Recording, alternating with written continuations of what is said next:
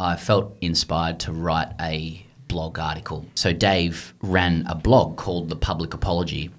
It's very funny. And I wrote a piece called How to Make It in Grade Cricket, an Instructional Guide. And so it was the very first conception of this thing. It was really about all of the unwritten rules of making it in grade cricket. And I didn't think much of it other than it was just a satisfying exercise to do. But this is 2012. It achieved some kind of viral result. I don't even think it was pushed through social or anything like that. It's just people went to the website and started sharing the link around. And underneath there were a few comments, and one was from Gideon Higgs, which I was floored by. And then another one was from Justin Langer. G'day guys, coming up on the show today is Sam Perry from The Grade Cricketer. Sam, along with past guest Ian Higgins, runs one of the funniest sports podcasts in the world, if you ask us. They also boast a social media following of over 500k and now live the dream, touring the world with their niche cricket comedy act. What started as sending anonymous tweets from the Telstra towers has turned into a staple of world cricket. The Grade Cricketer are going to be all over the World Test Championship and the Ashes. So if you want to hear how they got started, listen to Sam for one of the best creator stories going around. Let's go. I started volunteering. It's all about who you know in sport. Am I going to be calling the last 10 seconds of the grand final? You can connect with the interviewer. The hand goes up when they've got to make a decision. Having a network is one of the most important things you can do. I didn't necessarily follow my passion. I followed my curiosity. Once you've worked in sport, there's no going back. And then lo and behold, before I left, I got offered 2. Hello and welcome to the SportsGrad podcast, the ultimate guide to make it in the sports industry. I'm Ryan Walker. Joining me is the nomad Ruben Williams. We are two mates who met at Cricket Australia, and each week we learn how people made it in sports. We tease out their career decisions, their work habits, skills, and everything they do that makes them great. Also, you can learn how to get in, get promoted, and get thriving in the sports industry. Rubes, how are you, my friend? You are the digital nomad.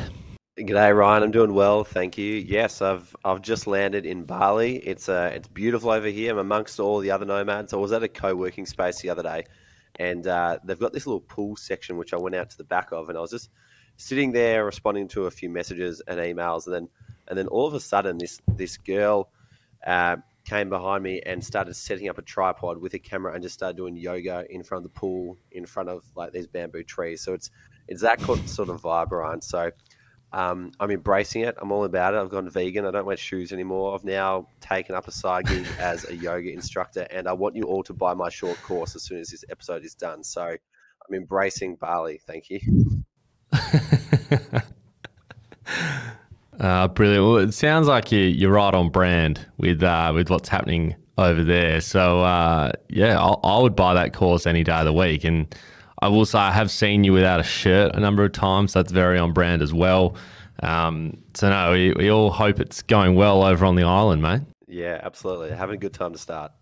Brilliant. Well, let's get cracking into this episode, 'cause it's going to be an absolute cracker. Follow us on LinkedIn if you don't already. And if you want to connect with us and hundreds of others working in the sports industry, you can become a member of the SportsGrad community. Speaking of that community, Ruse, what's been happening as of late? Oh, mate, I think everyone's still buzzing off the last few meetups that have happened, which have been phenomenal. But a couple of wins for our community members. Firstly, Jazz Murphy has just landed a position as a competitions and engagement coordinator at Queensland Touch Rugby. Well done to you, Jazz. Andrew Smith has received a groundskeeping apprenticeship with Cricket ACT. I reckon he's on the trajectory to become the next Nathan Lyon, starting out as a groundskeeper before entering the test team. And Daniel Cavallo got promoted from an intern to a human resources employee experience officer at Mojo Sports. So well done to you, Dan. And lots happening at the moment. A lot of people up and coming doing plenty of great things. We do have another meetup coming up in Adelaide this week on the 15th of June. And we've got another one in Sydney coming up as well. But if you want to stay up to date with everything that's going on with SportsGrad, all the latest events, all the latest stories of how people got into jobs in sport, then subscribe to our newsletter, ASKSPORTSGRAD.com.au/newsletter is where you can get that, and that'll be in your inbox every Friday. Amazing, mate. I'm super amped for this episode. Ian Higgins was amazing. So this is equally exciting to have Sam Perry on. So grab a pen, enjoy this chat with Sam Perry. There's a reason Deacon's sports management course attracts the greatest talent the nation has to offer. Because when you join the longest running sports management course in Australia, you'll gain access to unique opportunities with leading clubs and organisations. Their partnerships with the Geelong Footy Club, Deakin Melbourne Boomers and Netball Victoria and multiple elite industry partners will open the door to exciting placement experiences that connect you with the best athletes, managers and administrators in sport. Help shape the future of the sports industry. Secure your part in the golden decade of sport.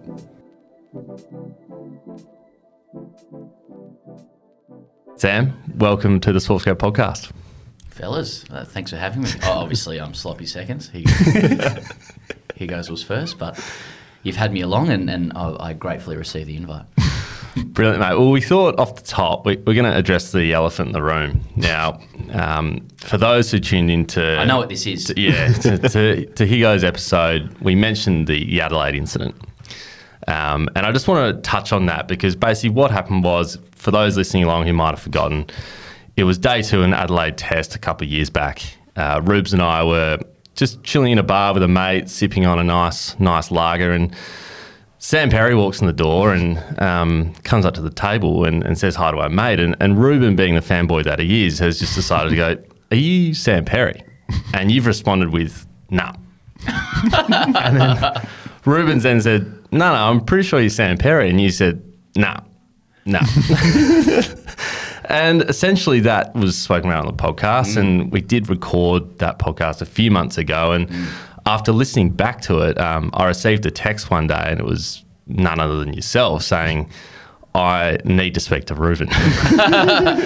So I just want to go back to that and just sort of touch on that night and obviously what's happened since, because I know you guys have communicated since then, and obviously there was a phone call. So We've made up. yeah, you've made up. But do you remember that night at all? I don't really, to be honest. And I want to walk it back because I heard that story on the podcast, and it actually horrified me because it's not my game at all to be like that with people. Now that sounds like something I would say in public with cameras on and stuff like that, but really even that kind of gag isn't my gag, even if I'd had 15 beers, which I may have had. I'm narcissistic enough that if somebody said they knew me, I would be like, "Yeah, let's talk, baby." So I was actually really surprised. And but I have to concede, I don't remember it, and so you can't really have too much credibility in that situation. But I'm glad you mentioned that I called, because I did, and then and you've conveniently omitted this. We have since seen each other, and I was I would say quite gregarious, and so you can see how much it kind of horrified me to hear that story, but I'm glad you raised it. Yeah, it's impacted you deeply. Yeah, it's just kind of it would be a real alpha rude thing to do, not your brand. So I just, while we're here in public, I apologise again. It's just not something that I would do, but it's totally fine. So I'm calling you a liar. Well, when Ryan got the text message, he sees this message pop up saying, "Hey Ryan, it's Sam Perry here." And straight away he shows me, he goes, "Ruben, look who texted me." I'm like, "Ryan, have you read the message?" And it says "Can you please discreetly give me Ruben's number?" Yeah. Thanks, Ryan. Yeah. So Ryan texts you back, and then about 30 seconds later, I get a phone call from a random number. I'm like, "I know who this is." And I start laughing immediately. You probably said, "Hi, Sam." And then you delivered one of the great 3-minute apologies, which I'm grateful for, but was not necessary at all. But we had a great chat after that. So fun moment in time. Oh, I got to say, I think even on the pod from memory with Higgos, like I think he may have even sounded surprised as well because it wasn't like, it's not sort of my style. Like, I can definitely be a dickhead, you know, like after a few drinks. I just have different ways of doing it, not necessarily that. I was in Adelaide at that year. It was a really cool thing with my dad going to the cricket, which was a bit of a special time for us. So I've obviously had a nice day. And like the other reason I did that was because we've achieved a level of notoriety, like humbly, where like I walk around at the cricket and people will say my name. So if I've got my dad in tow, my dad will then respect me. You know what I mean? So I think I was obviously out celebrating, and then I've decided to, you know, get too big for my boots. I'm still baffled that I even did that. But anyway, strategic. Take your parents to the places where you're well known. Yeah, exactly. Yeah. They'll think you're a king. Anyway. Brilliant, mate. Well, we start every episode with some quick fire questions so that our audience out there can get to know you a little bit better. So I'll kick off with the first. This is something that Higgos didn't get to do, so no. You're the first. Okay. Yeah. What was your first ever job? I worked at as like a shop assistant at News Power News Agency at Town Hall in Sydney, which was I was underneath the school that I went to. I went to school in the city in Sydney, and so it was the first year out of school. I assumed the job from my well, I suppose it would be then ex-girlfriend who decided to go on a gap year. So that was harsh. So I got her like News Power shirt, and I was, you know, I had the rig at the time to fit into her News Power news agency shirt, and then people from school would come and purchase things before school, and I had left in year 12, and they would often say, "Oh, you've become a news agent, have you?" You know, but it was really cool. Like, I actually made quite a few friends there. It was a casual job. There used to be a few like 5 a.m. starts like that back in the day. Where like I'd have to get a 4:15 a.m. bus from Drummoyne in, which would get me in early, and to go and grab the physical newspapers and stack them and sort them and insert the magazines, and you'd have to get the price gun and do stuff, and you know, you'd note like who bought their Sydney Morning Herald with a $2 coin and all that sort of shit. So and I actually made some friends, and like a lot of us there were like going to uni and stuff like that. It was I thought it was like quite a lot of talent for like a news agency knocking around at the time, but yeah. Nice. You said quick fire questions. That's too quick. Hey, I'll just do it more quickly. That's all right. Yeah. What did you study at university? For those who want to know your background, I did a Bachelor of Arts with a major in government and international relations, as well as sociology, and then I did a master's in communications, both at Sydney. Favourite sporting moment of all time? You know, like I've been thinking about this. Like, I got to be real. So, like, my favourite sporting moments in, like, you know, what I was most elated and moved by personally was North Sydney Bears beating the Brisbane Broncos in the 1994 major semi-final at Sydney Football Stadium, 15-14. Jason Taylor, my hero, kicked a field goal in about the 73rd minute to knock out the Broncos, who had, to that point, won the last 2 premierships. And it's probably more special now because, well, for context, Norths had never won a premiership since 1922. They didn't win it that year, and then they were kicked out of the comp by the end of the century. So I've never seen Norths like since then. So and yep. Like, I can't go for another team. So that memory is very special to me. But like probably on a more global scale, it would still have to be. It's cliche, but it'd probably have to be Kathy for everything that meant. And you can still watch that race, and it can still give you goosebumps for everything. Yeah. And the run continues to like develop context as the Indigenous story develops in Australia as well. So, you know, that's probably the real answer. But, you know, like in terms of the little boy inside of me, JT, you know, field goal all day. Well, that literally can't be recreated because the team's not there anymore. Yeah, that's right. We're trying to come back. We're trying. Nice. Yeah. Is there any particular book or podcast you'd recommend that's helped you with what you do at work? I think 2 major influences for me have been like in terms of podcasts. I lived in London for a couple of years. We were doing the TGC podcast then, but I really enjoyed. I enjoy a lot of football podcasts like soccer, and there's an Irish podcast called Second Captains that I've been influenced by heavily. Just the format and the style, and And so that's just from a sports context, and also their business model, I suppose. And then in terms of books, it's my dad gave me this book when I was like 16. It's probably a bit cliche, but it's called Manhood by Stephen Biddulph, and it's like probably a self-help book. He's a child psychologist, but it's just amazing how much the topics and the themes have informed even my humour, and a lot of the conceits of the great cricketer around masculinity and stuff like that. Because I think since I got that book, I've always been interested in those themes. And there's a particular part in it about your work and how you spend 60% of your life working, give or take, and to try and find a job with heart. So that actually was quite inspirational for me in terms of ditching a corporate career to pursue this kind of frivolous exercise. So this is where you come to understand the psyche of an alpha male cricketer from this book. It's part of it. I think it's not.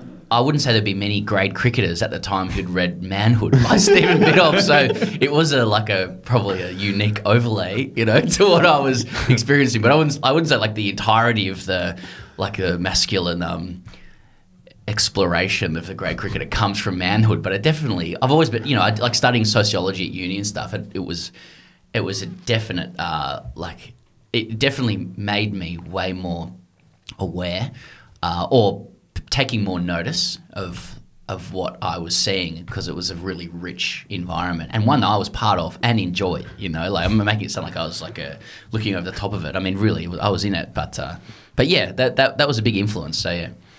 Nice. Are you associated with any grassroots clubs at all? Look, not at the moment. I would like to be. I suppose at the nearest I would be is my 5-year-old boy just started AUSKICK. So we go up to Hanson Reserve, which is North Footscray Footy Club. Yeah. And he's 2 sessions in, and I did the laps with the boys and help with a couple of the drills.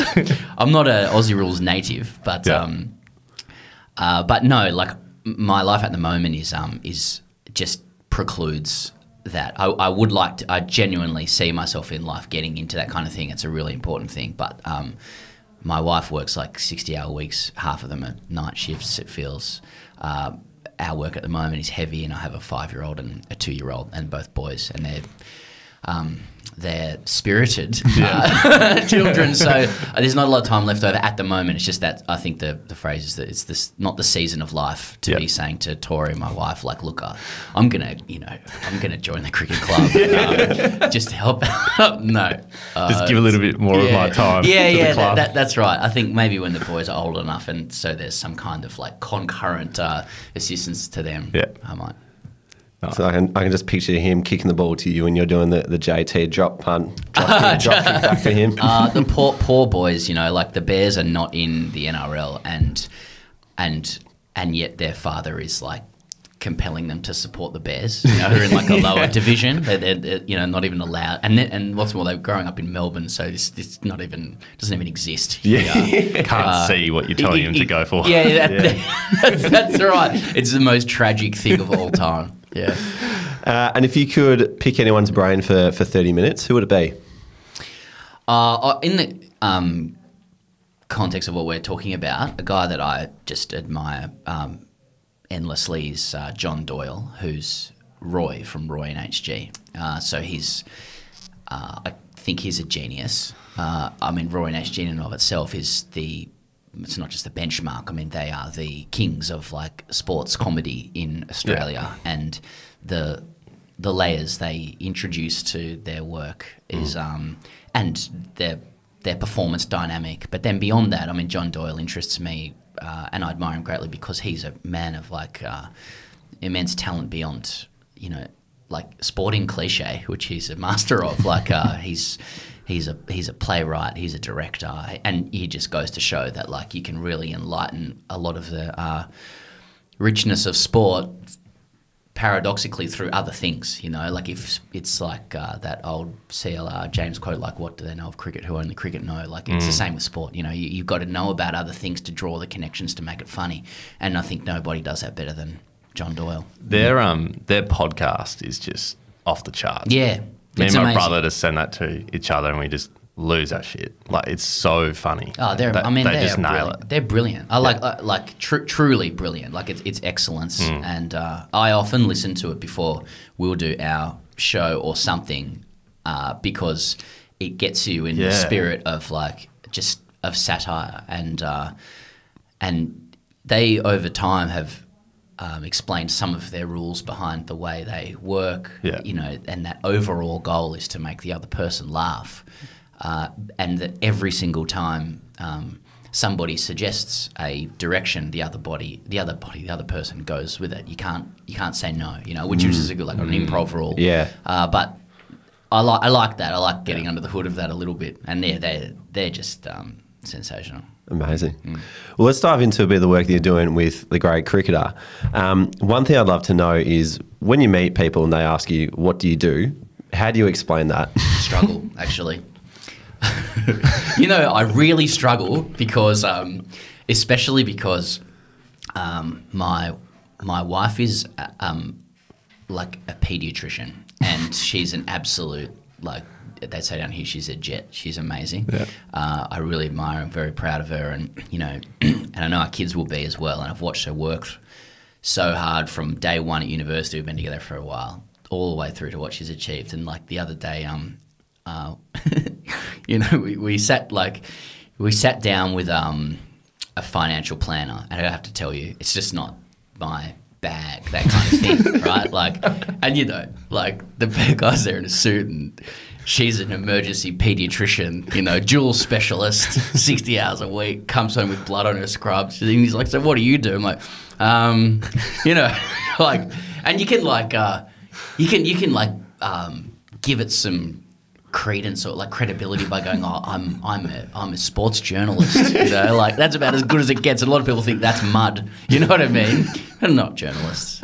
I say I'm a sports writer, presenter, but it's so strange because, you know, really we run our own small business, you know, we're like, you know, where you could say also managing directors. Yeah. You could say, you know, I'm the director of a global digital venture. You know, I talked about penises the other day. We saw that video of the bloke hitting, 5 sixes off the last 5 balls. Yeah. Oh my God. Yeah.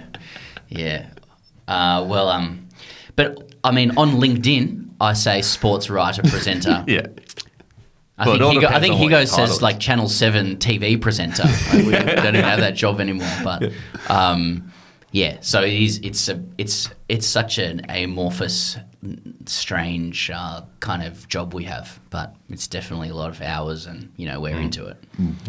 Your LinkedIn title's all, to be honest. So whatever that is, that's what it should exactly.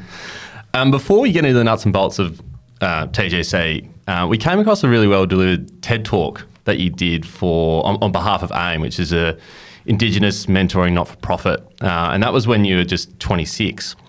So I'm keen to understand, sort of, can you walk us through some of those early parts of your career, and I guess, you know, what it was like coming out of university and how you entered, you know, the working world?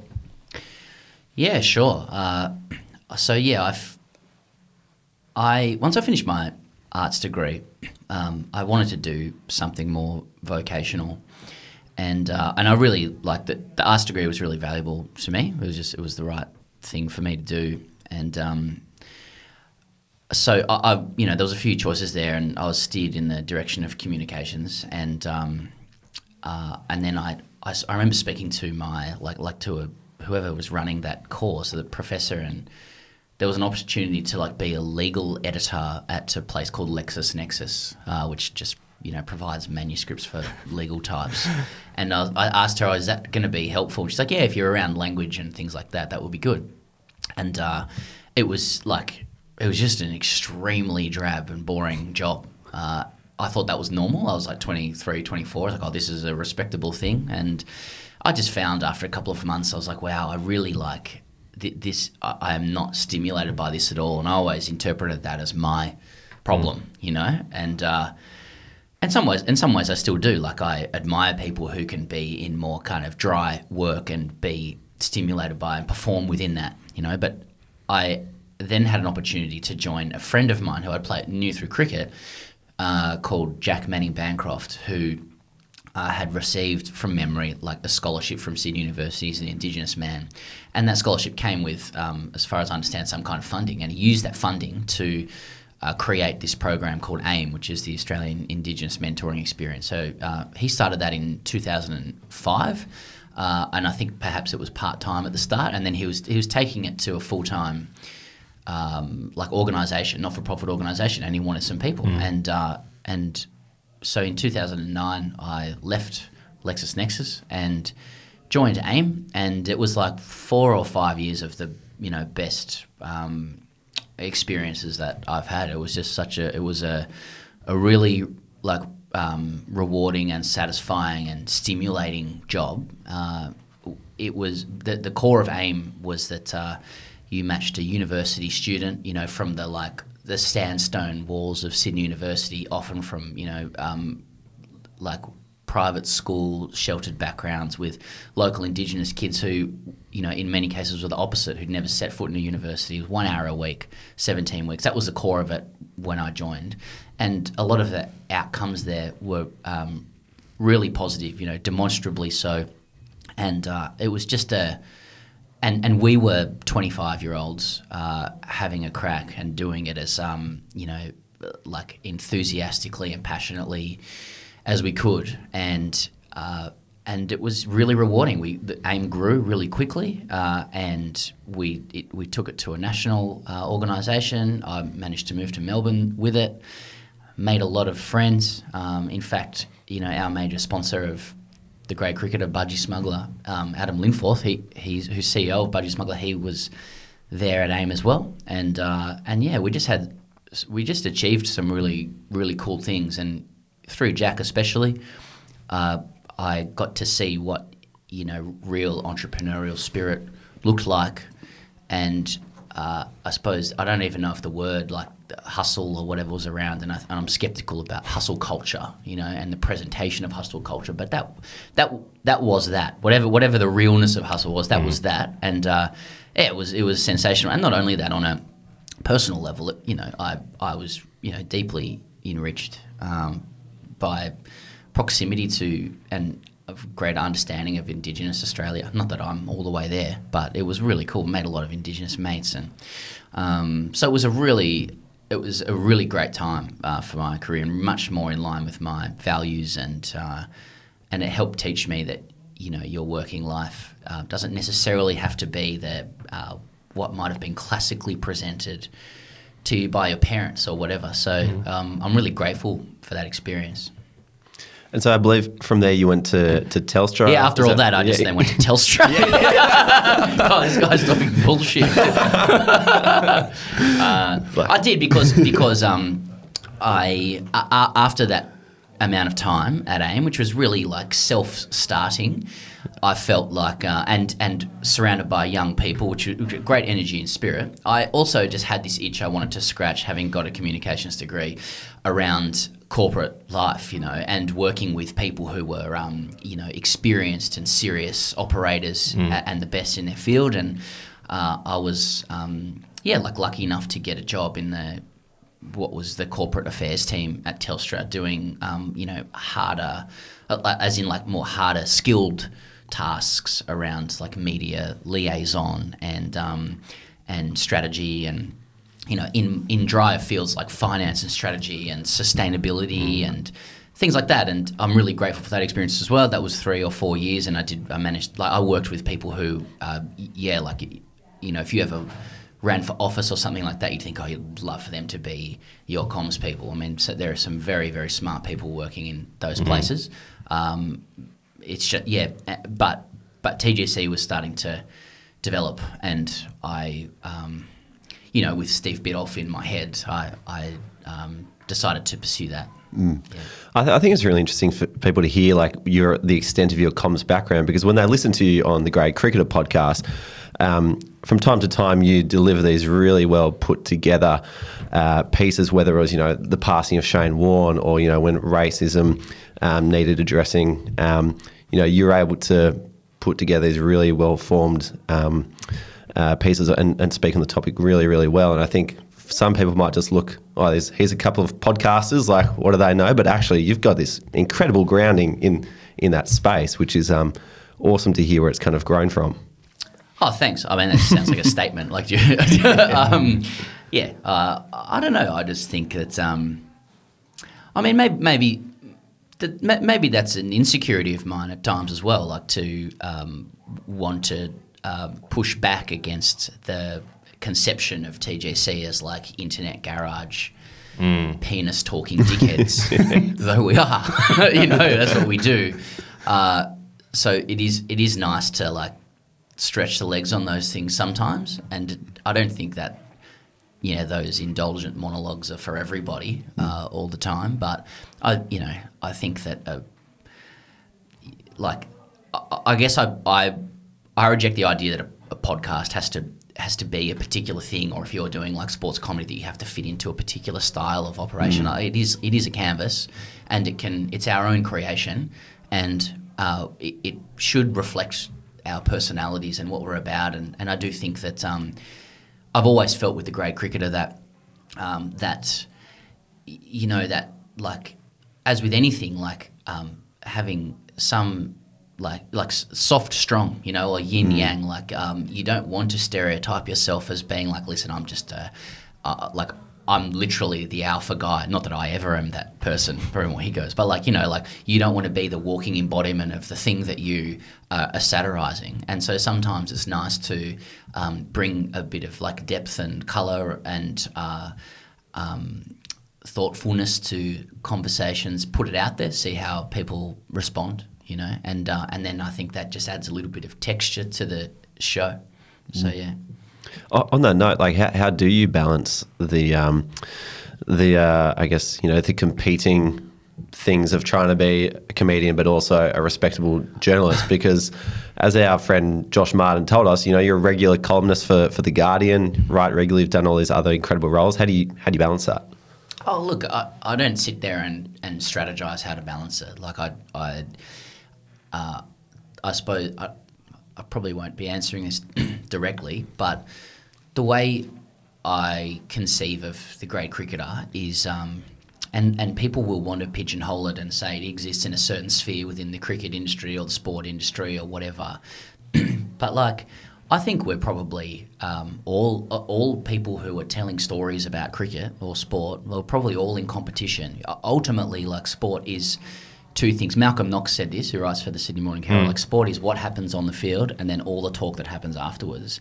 And we're part of all that talk that happens afterwards. And I think that in the current environment, or always, people have sought narration. They want somebody, they want to find people to accompany their love of the game, their experience of the game. And we're offering a narration of cricket, a way of not thinking about it, but a way of experiencing it, enjoying it, and it very much like is drawn from our experiences playing grade cricket, which is like this, really rich, often toxic, but mainly rich environment of people who spend a lot of time playing cricket. They're very, very invested in it, but they don't experience it like sort of the fans that marketers want you to be. So, like in terms of that balance, all we do is we're just ourselves. Sorry to be cliche about it, but like Higgos brings who he is to the show and to work, around it and our creative side, and I do that as well. And I think it's more about, knowing each other, respecting who you are and what you want to apply to the canvas, and then just whatever it shows up. And thankfully, what we have put out there has resonated, with people to a point. So, yeah. Do you ever think, like, because as you mentioned there, like you're writing for The Guardian, but then as you said, like last week, you're talking about penises. Yeah. Like, do you ever think, hey, some person might think me differently? Yeah, I do all the time. Because I've got to then be pretty proper for a newspaper article. You know what I mean? Like, how do you? Yeah. How do I do that? Yeah. Well, look, I do think about it, and I think it's going to be an ongoing conversation for me. But I try and be philosophical about it. Yeah. Like, the truth is that, like, you know, I can people. I don't want to be pigeonholed. You know, like the truth is that I like to think thoughtfully about things at times, and other times suggest that I'll get a cock tattoo if Rinku Singh hits 5 sixes. The problem is that people want to place you into a category, and you know, that's just the way people make sense of things in media, because we're busy and it's fragmented. And it's like, okay, you do serious cricket, you do funny cricket, and that's it. You know, don't get into the serious stuff, don't get into the woke stuff. And I mean, for us, like, it's one of the real benefits of being independent. You know, that we're not driven by, we don't have an editorial agenda driven by a producer who's answering to sales teams and advertisers. Yeah. If we want to try and blend cock tattoo stuff with Michael holding racism stuff, we can do it and see what happens. And I think that audiences find that refreshing, that like you can have many layers to your personality. Where it is a practical problem is on issues of like conflict of interest, you know. So like if, you know, the grade cricketer is doing a marketing is involved with the Cricket Australia marketing campaign about the summer, for example, which we are. But if Cricket Australia also does something that I, you know, want to criticise and you know, personally in my own writing for The Guardian, then I've got a question there. Like, can I take that job? Does taking that job compromise my ability to speak freely about that sort of thing? But I start from the position of like, we are narrators of the game, and we'll do it as authentically as we can, and then other people can decide whether it works or not. And we try not to get too strategic beyond that. Yeah. No, I love that. It's super clear that you are yourself on your podcast, but also I also love how you say you're allowed to have layers to your personality. Like you don't have to just be one thing. You're allowed to make weird jokes on a podcast. Like, it's okay. Yeah, like you know, I think one reason the grade cricketer has had some success is because a lot of the people who prior to us, and not like things changed when we came along or anything, but like a lot of the presentations of cricket or sport are, you know, they're vanilla. They're done by suited men who don't actually say what they think. They protect their friends, and it's completely understandable. They also have to speak or present in a clean way so as to remain brand friendly, you know. So we experience this all the time. Like, for the brands who don't want to touch us because we do cock tattoo stuff, it costs you too, in a way. So the fact that I think audiences intone that they're not getting the authentic experience, like some of the conversations you have with those presenters off air are amazing. You just think, oh, imagine, see, I would love you to come and do our show and speak like that, because people would love that. They really would. But if your business model is driven around attracting advertisers who are pretty keen to keep it light, and I understand that, then that actually opens up an opportunity for us. So it is, I suppose if you're talking about a business strategy, like it's actually important to be loose, because no one else is being loose at the moment. I think younger people are starting to do it, which is really cool to see. Like, I don't want to do it too much, but no. And we've also learned that we've tried once or twice to do the bigger campaign or the more you know, the more tightly produced piece for a network or something. We're not good at it, frankly. You know, there's too many things that go unsaid.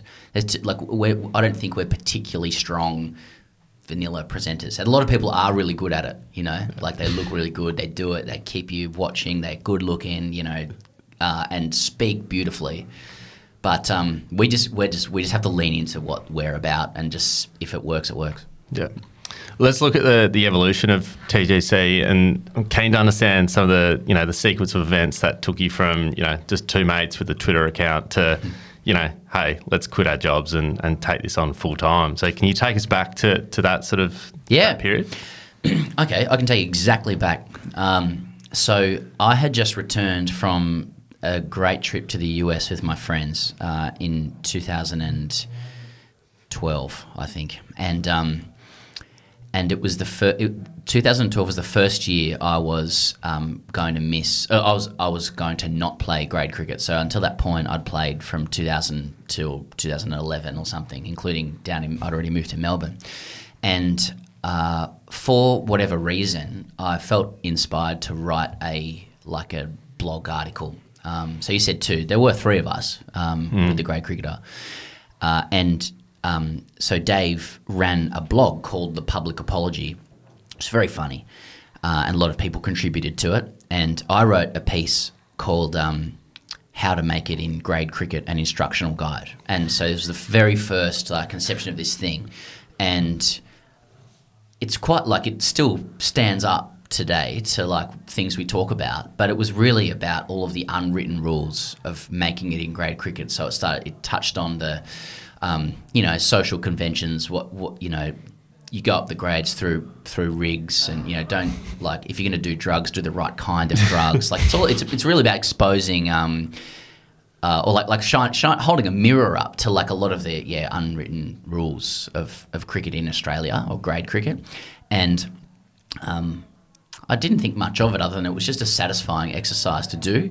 But this is 2012. It achieved some kind of viral result. And this is 2012. This is and it was put on a website. So I don't even think it was pushed through social or anything like that. It's just people went to the website and started sharing the link around, and underneath there were a few comments, and one was from Gideon Higgs, which I was floored by. So, and then another one was from Justin Langer, which we actually put on the screen in our Brisbane live show with him there. So I said, if it wasn't for your encouragement, this thing wouldn't have taken off. But basically, Gideon and JL wrote something, and it got shared around a lot, and I was like, oh, that's really cool. There's obviously some resonance to the idea, to the grade cricket prism of viewing the game. And so from that, a couple of weeks later, I birthed the Grade Cricketer on Twitter, and it was anonymous, and it was just a way of writing pithy 140 character observations. And very soon after one of the tweets, I can't remember exactly when, but it blew up. It went to 10,000 followers or something like that.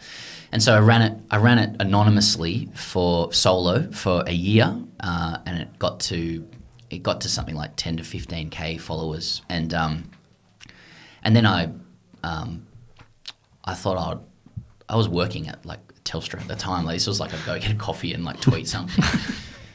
And after a year, I told a couple of people I was doing it because I needed some kind of cred, with my friends. But I was like, oh, well, I'd like some other people to contribute, to this. And so I wrote an email and it was actually 7 people, inviting them to submit their tweets. And Higgins and Dave were the only two who took it up, so the other 5 missed out. Unlucky guys. Yeah. So they took it up and contributed to the content, and they added heaps of content to it, and the following just continued to grow steadily.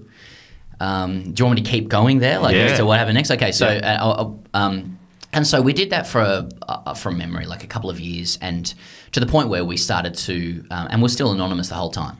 And we then had an idea to explore the character more deeply, and that was when the idea was born to write a book. And so we pitched a book to, I think, about 30 different publishers, and the very, very last publisher, genuinely the very last publisher, responded in the affirmative. Most of the others either said no outright or didn't reply.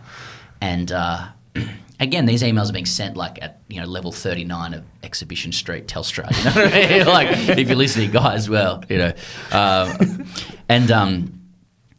and yeah, so Melbourne Books picked it up, and we're like, oh, we've got a book deal, And at the time, our social following was around maybe 40, 50k or something. So there was something of substance there, from which to like speak in a business sense to a publisher and say, well, these people are engaged, and we didn't know how to use analytics or anything like that, but you know, when we write it, these people will see and then they will buy, you know. And this guy, David Tenenbaum, great guy, we used to go to his office and we thought book publishing would be like this really cool thing. Like, you know, so you'd have this shit hot editor like going through all this stuff. Like, you know, that was not really the case. But they faithfully published it. It was the summer of 2015, and it just landed really well. Like, it became a bestseller. It was such a cool thing to write, such a fun thing to write together. We got a case of beer. We went to Melbourne University, second grade. What's their ground there? At University Oval. University Oval, yeah, let's call it that. And, you know, we sat there with a case of beer and we just started talking about the things we wanted to write about with the experience of grade cricket. First person, plotted it out, and it was kind of like, from memory, it was seamless. So my memory is probably bad, given we had a case of beer. But we're looking at guys on the ground and going, okay, that's Nugsy, that's this guy. And we could start developing stories about them and what happens in their life. And it just felt really free and cool because you weren't restricted by the 140 characters. And we divided up the chapters we wanted to write. Kept some deadlines, met every week on Skype. At this point, Dave was in Melbourne, I was in Melbourne, and Higgins was in Sydney. We just meet on Skype. And it became a bestseller. And we still get some royalties from it now. Someone once asked if they could add it to their syllabus for like school, at high school, for kids to read. Maybe not the syllabus, but that was a big moment for us because even though, you know, I don't think Warren Buffett will be telling people to get into books, you know, if you want to make money. There's still something. It was a really cool moment for us because it moved us from being, you know, pithy tweeters to people who could deliver something long form. And then there's respect that comes with that. You get some establishment media respect with that. So we had the opportunity to go on ABC News Breakfast and talk to Paul Kennedy, which was really cool.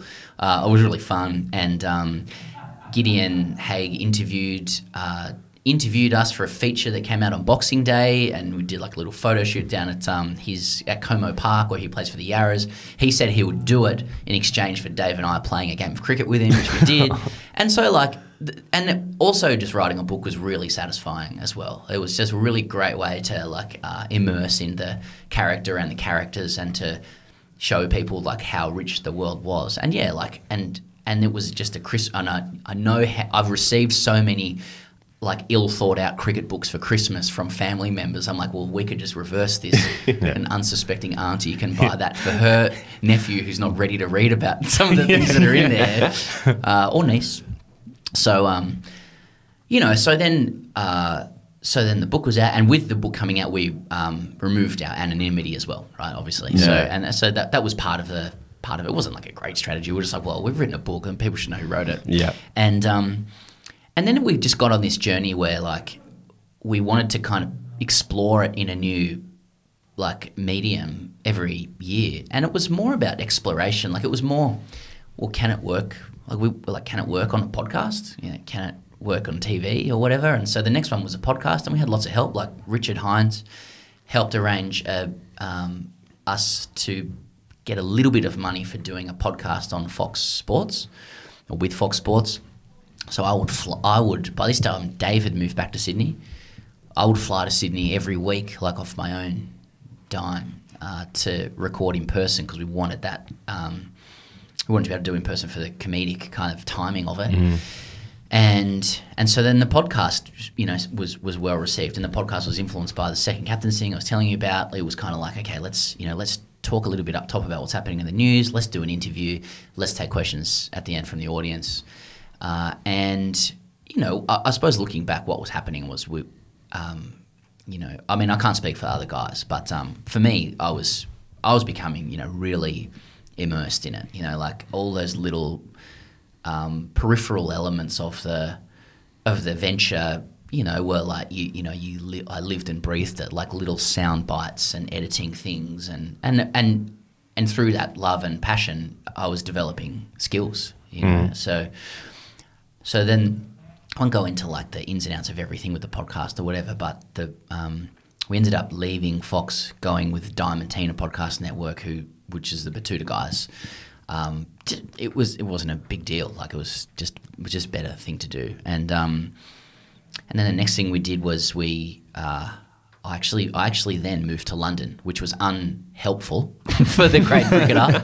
But my wife got a job there, and I've always wanted to support her career. You know, like, I'm not going to stand in the way of somebody who's, you know, like, doing something genuinely important and has worked so hard. Were you working on the side of the grade cricket at this point in time? Yeah, I was still it... full time. I was at Telstra, and then I left Telstra. I then started balancing like half-time freelance, so doing some writing for The Guardian and stuff as well with half-time. I went back to AIM to help for a little bit, which I'm grateful for. And then Tori and I got married, and then we moved to London with this job she had, because it was like, let's take this amazing opportunity. What year is this? So, I'm just skipping through, aren't I? That was we moved to London in 2018. 2018. So it's roughly what? So 2012, I can do it, yeah. 12 to 18 you're doing? Twitter account is birthed, or like blog post 2012, Twitter account 2012, Boys Come On 2013, book 2015, podcast 2016, and moved to London 2018. Jeez. So what, like side hustle on the top of still side hustle? time. Yeah, I moved to London. I needed to make money. Yeah. I don't think we were making a lot of money back then. Really, I can't remember if we had sponsorship. But I worked at a company called DAZN in London. So went back into corporate communications, DAZN, a huge sports streaming company, which was cool, and did TGC on the side. We did our podcast remotely. I would get up really early to do it. We would do it over Skype, no video, bit to save on the bandwidth, and you know, it was a lot of, like, there was a lot of arms and legs to it, and it required, you know, love to do, and it was trying, but and not only that, but then I was lining up guests at the same time, and you know, that to get the guest, I had to have Skype phone credit.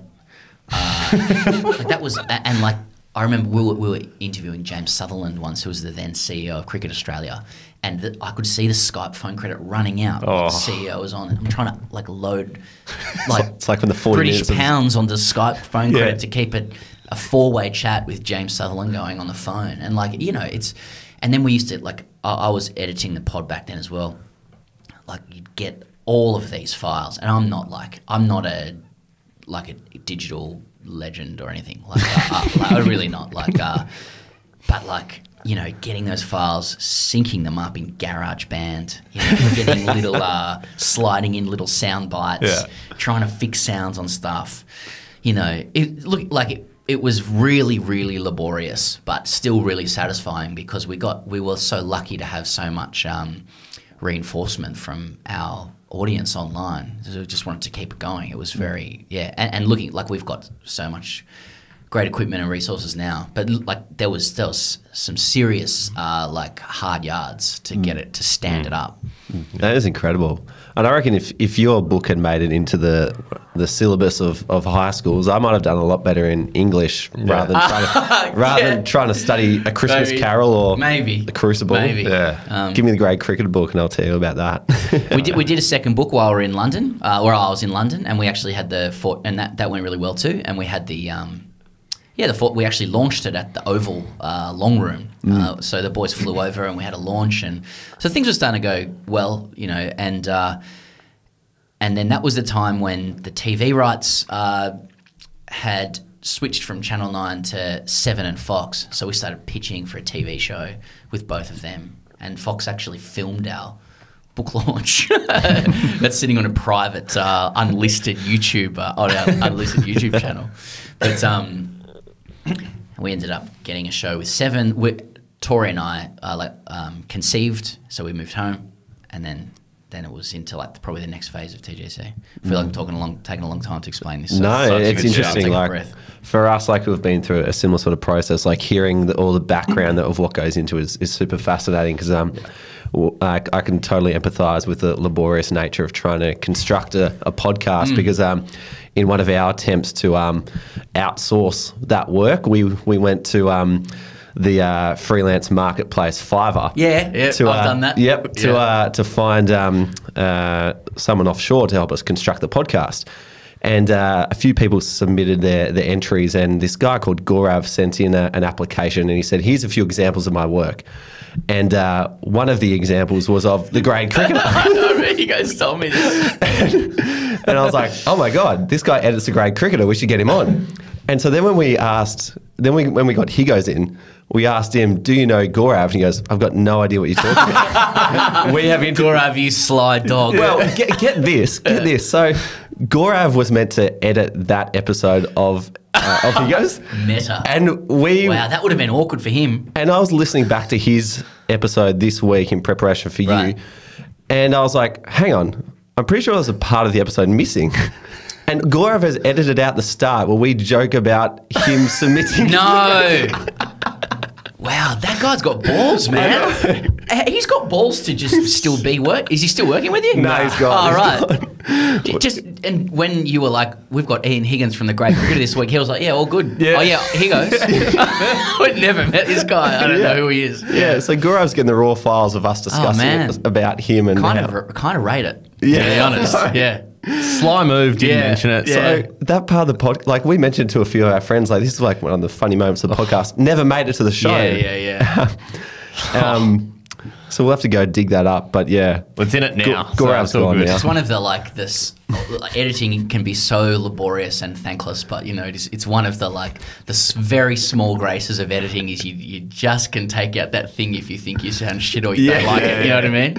Yeah. So anyway. So we brought that back in house now to avoid any. Can I swear on this, by the way? Would you prefer? Yeah, no, that's that's fine. That's Sorry, fine. Whatever you like. Where are we up to?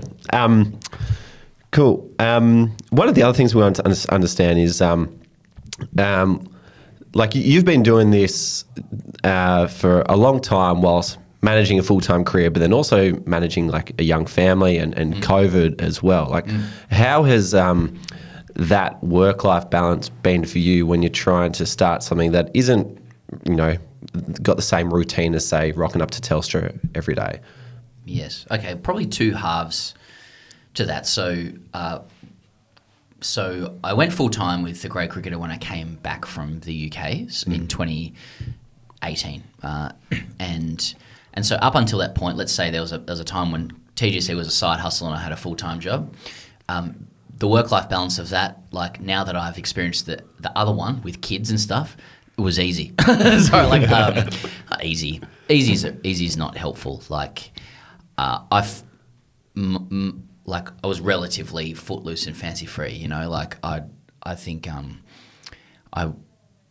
I didn't work super long hours with Telstra like I could have, and a lot of people did, and they're people who get ahead, frankly, and so I was just passionate about the work, I wish I had a better word than passionate because it feels really cliche, but I just loved doing it, and it felt, I just felt immersed in it, so it didn't feel like work, and that mightn't be helpful to people who are listening, going, well, I'm trying to get this side hustle up, and it's really difficult. I was, I was really, really driven just to make it as good as it could be, and I had a lot of belief in its ability to succeed,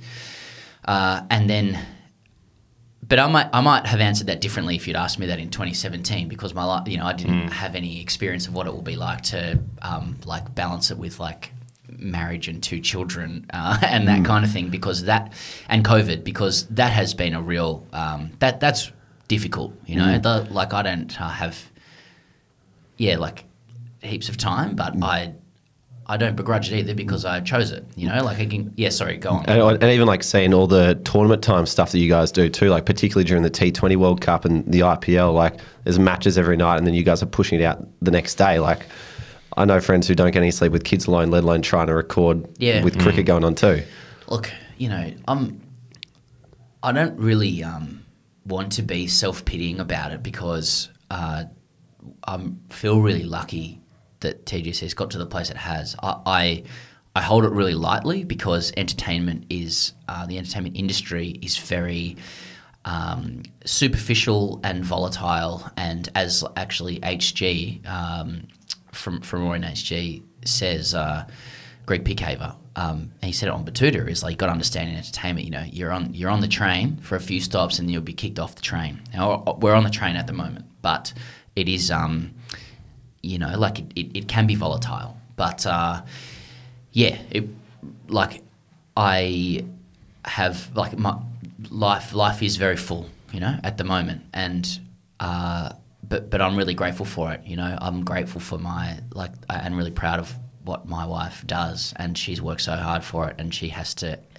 have the space to be able to do that job. And I also want to be a present and involved dad, and I also have my own ambitions. And it's such a millennial kind of what's the word, like, it's a, you know, wanting to have it all is such a millennial kind of conceit. Like, I'm trying to do it. It can be difficult at times. Sleep can be tough at times. But I'm really grateful to have all of those things, and I'm just trying my best to juggle it all and keep it going. Amazing. I know we're running out of time, but I just want to quickly touch on your live shows. You guys have, you know, you're doing it all around the world now. You did the tour in Australia. You've done India, about to do England. Like, what goes into the preparation of these live shows? Well, we're going to the UK, so I can take it into it now. When you say preparation, do you mean like the content or the organisation, logistics, all of it? Yeah, a bit of both, whatever you think's interesting. Right. Well, from the content side of things, we'll sit down like a couple of weeks out and we'll talk about what are the like big ticket items. Say for the Ashes, you know, without wanting to give it away, like for the Ashes, we were like, what are the big themes that people will, you know, that we want to touch on, and then we will kind of decide that. So for us, like there's like two big themes. I won't go into it because some people listening might want to go to the show and it'll ruin it. But, I'm going in London, so. Okay. Oh, nice. Great.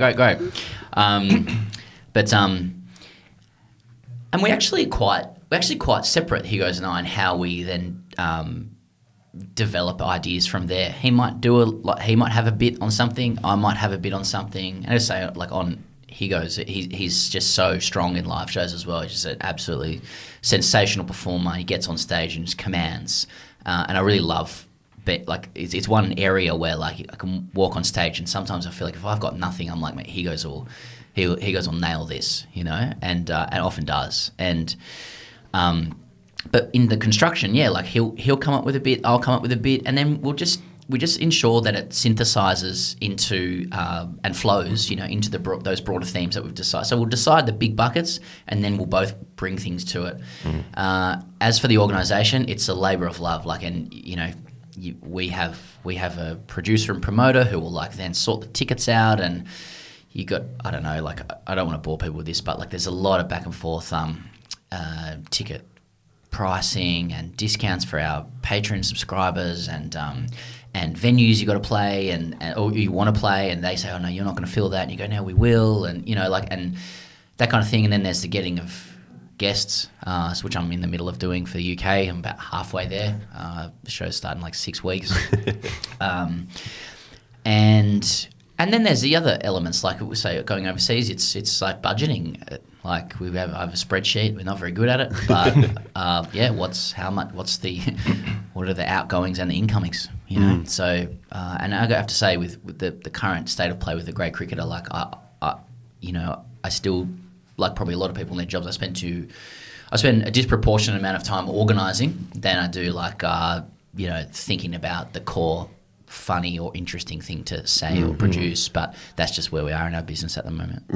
Well, I was at that Boxing Day test match show at the Corner Hotel, and I was there with my brother and a couple of friends, and we walked out of the Corner Hotel, and we both looked at each other going like, I don't know what just happened in there, but I remember having a good time because it was just like sensory overload, like the amount of shit that was flying up. Like the gags per minute were just like through the roof. And then, you know, you mentioned seeing another side to these people that you see on TV. I was like, oh my gosh, Ricky Ponting, I've seen an entire new side to him too. So it was incredible what you put together. Yeah, the Ponting show was really special, you know, just to have him. And again, like have to sort of think creatively about how to get him. Like I basically traded like Ponting Wine's ads for his appearance, which like just a brand thing really, and just cool because the show sold out anyway, you know, like it sold out before he agreed to do it. So it's not like he helped push tickets. And I think talking about Ponting Wines is fine anyway. I think the audience will go with it, but I just wanted the experience. And I did not, like he had his suit on from commentary, but he removed the 7 pin, you know, to come out, which is great. And yeah, Ricky Ponting, he's like so universally respected in cricket. You can't say that about a lot of guys who've performed at the top level. He's adored. You know, all the way down to grade cricketers who've had the chance to play with him, everybody speaks so highly of him. He has a really natural charisma, and he also has, despite being he's probably the preeminent, like living cricketer of profile when you combine on-field attainment, coaching, and commentary. He really is at the very top of the game across the world, like including India. He has never lost that like essential grade cricket authenticity.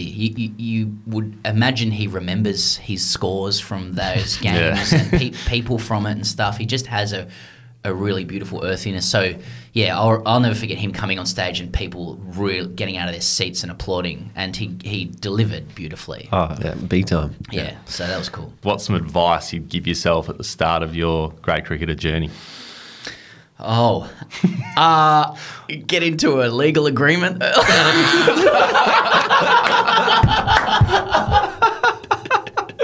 was my dad's advice. No, that's not right. That's not right, actually. Advice. Yeah, that's right. If your things are going to blow up, get into a contract ASAP and make it No, what advice would I give myself from the start? You know what? From a practical perspective, one thing I wish I'd done was I wish I had invested more in my digital editing and video skills, because I think that while there's a lot of people who are real guns at it, if you want to stand out, you got to get that production side right. I'm not. I can't do video. I've never got into it or whatever. But I actually think when I was 25, I should have really taught that stuff to myself. Graphic design, Adobe. I'm getting really nuts and bolts now. I can do sound a little bit, but become immersed in that field. It's very, very helpful. So that I would have done that differently. Brilliant. I usually ask Ruse what other episodes we can listen to that relate to yours, but I think it's probably self-explanatory. If you haven't listened to Ian Higgins, great episode. I'm not sure if there's any others you'd recommend, but we'll just go listen to Ian Higgins. That will give you the other side of the story and more on the podcast and how that comes together. So episode 213 for people who want that. Sam, it's been absolutely incredible having you in here. We just love talking to people who are really passionate about what they do and really authentic, and chatting to you for what's been an hour and 5 minutes, that has just come across, and just hearing all the ins and outs of how you've built TGC is just, it's incredible. So really appreciate an hour of your time, mate, and all the best for the year. Thanks, Ryan. Thanks, Ruben. Good luck for everything with SportsGrad. Thank you.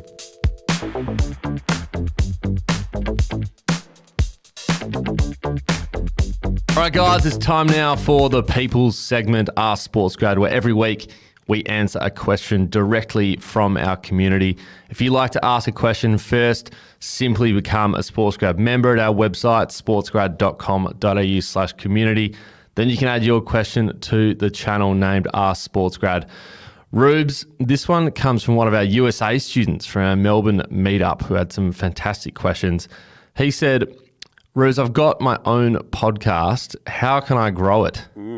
Common question. Very common question. We do get this quite a bit, actually. And, I was quite taken back when he came across in his burly West Coast American accent and said, hey, Ruben, how do you grow a podcast? And so one thing I said to him, which I don't think he really liked my answer because it's hard work growing a podcast. And the answer that I'm going to give you now is to do your work on who your audience is. Because particularly for this guy who had a sports podcast, there are so many sports podcasts out there, that unless you have a point of difference, you're not going to cut through the noise. So I said to this guy, I said to him, if you want to grow your podcast, first understand who your audience of one is. Like if you can just pick one person to record an episode for, who would it be? What do they do? What are they interested in? You know, what sort of lingo do they use? You know, how can you talk to them as though, you know, they feel like you are your best mate? So figure out who that audience of one is, and then figure out like what your niche is. You know, what is the edge of your sports podcast or any podcast that you're doing that makes you special? Perhaps rather than recapping the weekly results with coaches and players, you recap the weekend results with absolute nuffies. So you get these biased opinions that are so absurd, but it's kind of funny that people want to listen. Like whatever your niche or angle is, figure out what that is, because that's how you cut through the noise and that's how you grow. Because I think essentially, you know, you can do all the TikTok stuff, you can do all the social media grabs and send it out, but at the end of the day, if people don't want to send it to their friends, then it's going to be harder to grow. So great question. The grade cricketer are the best at this.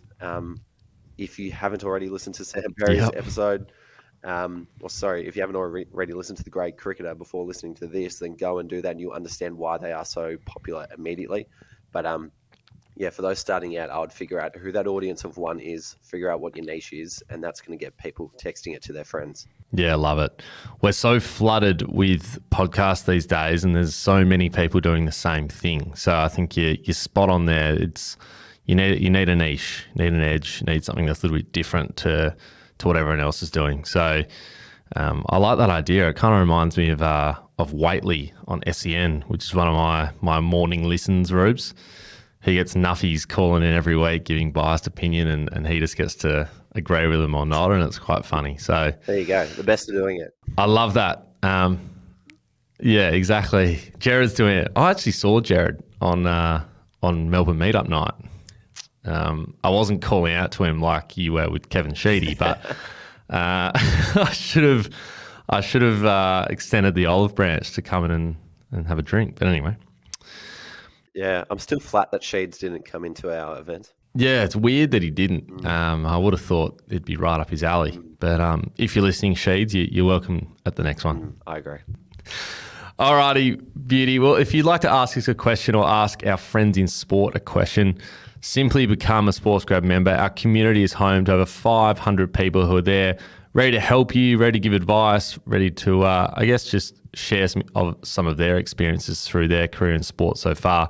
Each week, we also jump on virtual catch-ups where it's an open floor to you to ask us or industry professionals any of your questions. All these sessions are recorded as well, so when you sign up, you get immediate access to over 50 hours of exclusive content, a massive library just for you to get in the sports industry. So you can find us on LinkedIn, give us some love with a rating if you enjoy the show, subscribe on Apple or follow on Spotify. Thanks for listening. We'll see you next time. Hey guys, one last thing before you go. If you'd enjoy a quick email from us each Friday on all the latest job openings, networking events, Q&As with industry professionals and latest podcast episodes, then subscribe to the SportsGrad newsletter. Head to our website, www.sportsgrad.com.au/newsletter to subscribe. There's also a link in our show notes to join.